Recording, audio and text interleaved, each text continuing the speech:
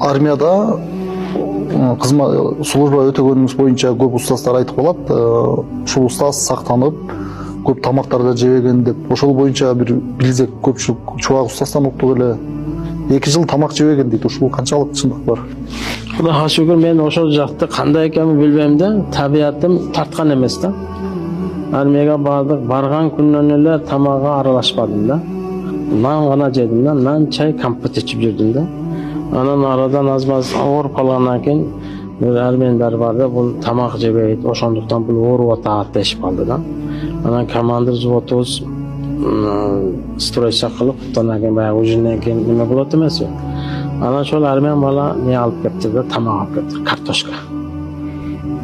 Картошка алып, мана бул канча убакыттан кийин? Ошол арадан 1 ай өтпөй эле да.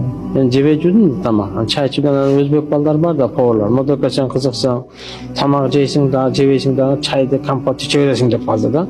Не болуптур десем, ошол бир эле картопты пишират деп кой, чай кайнатат деди да. Ошол болду, чайды да, компотту токтоттум да. Табиятым вообще тартпай калды.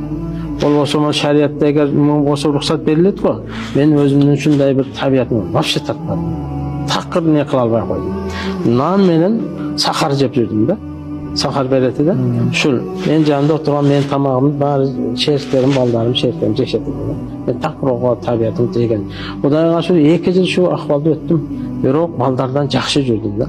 Балдар бечара мага күйгүчүп андай кылбаган, өлүп каласы деп каттык неме кылышат да.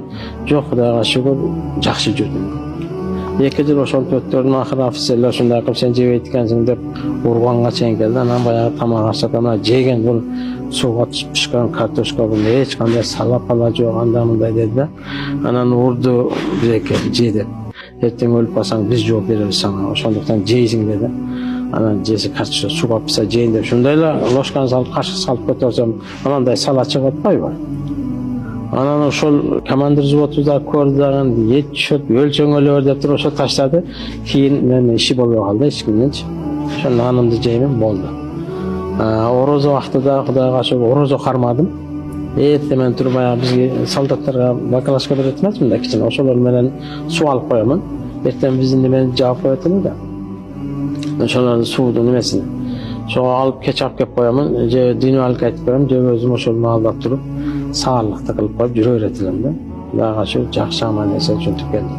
Ал жакта шарттар кандай каралган? Сиз намаз окуганда кандай шарттар, кандай кыйынчылыктар болду? Эч кандай бир неме жок, тоскоолдук жок эле да. Мен 85-87 болдум да, Союз маалыда. Анан өздөрүчө бир коркот эле. Мен Куран чечендер бар да, Куран окуп бер дейт, анан Куран окуп, аялы менен отуруп, сүйлөшүп, ушинтип не кылат элек да. Намаз окуй бересиз, кеңинен кесир. Бирөө сизди тоскоолдук кылбайт эле да.